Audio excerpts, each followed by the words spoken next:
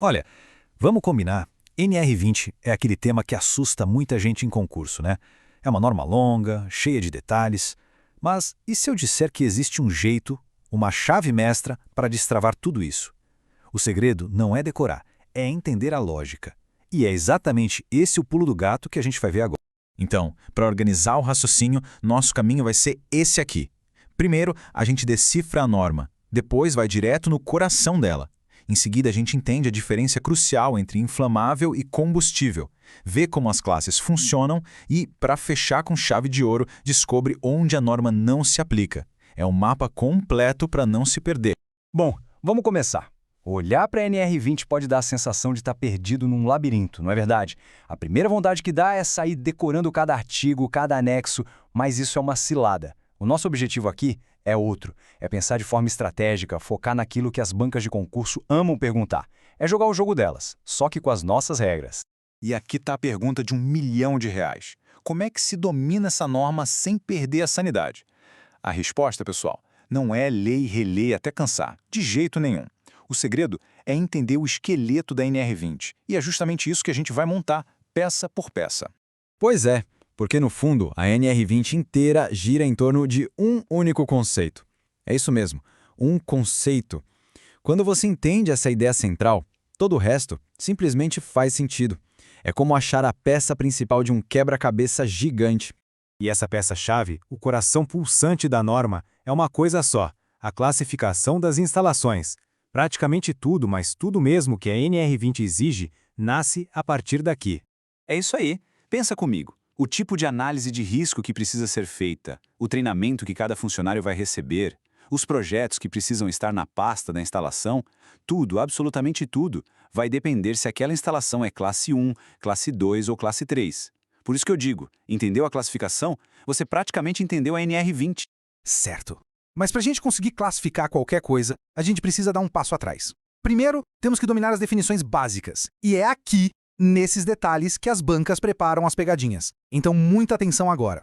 E o conceito que manda em tudo é o tal do ponto de fulgor. Pensa assim, é a menor temperatura em que um líquido começa a soltar um vaporzinho que, se encontrar uma faísca, bum, pega fogo. É esse número, essa temperatura, que vai ser o nosso divisor de águas entre o que é inflamável e o que é combustível.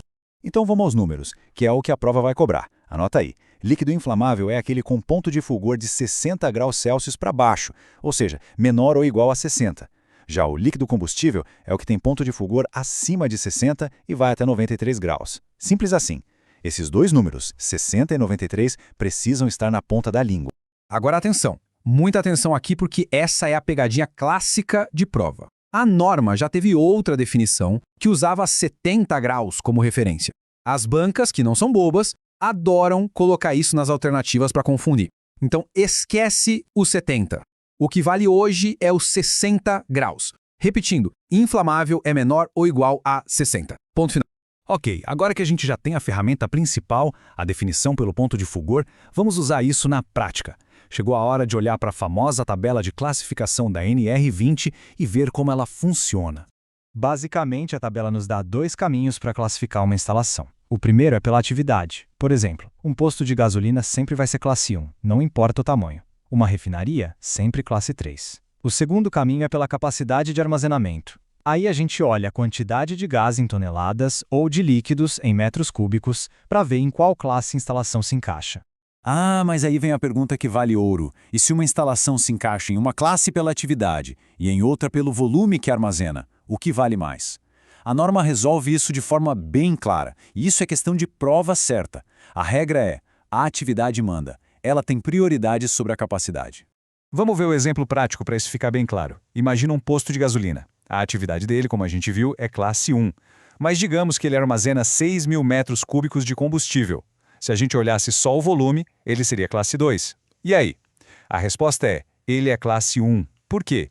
Porque a atividade tem prioridade. Fim de papo. E agora, para quem quer gabaritar a prova, tem que saber da exceção. Sim, toda regra tem sua exceção, né? A prioridade da atividade deixa de valer se o volume de armazenamento for absurdamente grande. A norma define esses valores. É uma dica mais avançada, eu sei, mas é o tipo de detalhe que separa quem passa de quem fica pelo caminho. Mudando de assunto agora, vamos falar de como ganhar os pontos de graça na prova. É sério, saber onde a NR20 não se aplica é tão crucial quanto saber onde ela se aplica, e geralmente são questões mais diretas.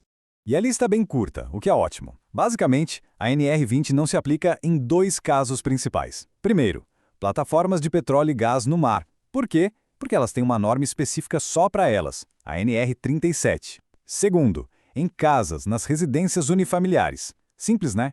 É para memorizar e acertar a questão. E tem mais um detalhe, uma sutileza que pode aparecer na prova. A norma fala sobre a manipulação de líquidos, que é quando o trabalhador mexe diretamente com o produto em local aberto, sabe? Pois bem, as regras para manipulação valem para os líquidos inflamáveis. Para os combustíveis, essa parte da norma não se aplica.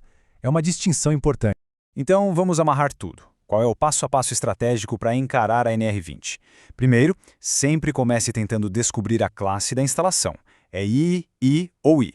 Para fazer isso, passo 2, domine a definição de ponto de fulgor, a regrinha dos 60 graus. Passo 3, lembre da regra de ouro, que é a atividade manda na capacidade. E, finalmente, passo 4, tenha na memória aquelas 2 exclusões principais. Com esse roteiro, a chance de se dar bem na prova aumenta, e muito. E agora que essa estrutura toda faz sentido, a gente pode dar o próximo passo. A pergunta natural é, tá, e daí? O que muda na prática se uma instalação é classe 1, 2 ou 3? Qual a diferença no treinamento, na análise de risco, nos equipamentos? Percebe? Entender a classificação não é o ponto de chegada, é a chave que a gente acabou de encontrar para abrir todas as outras portas da NR20.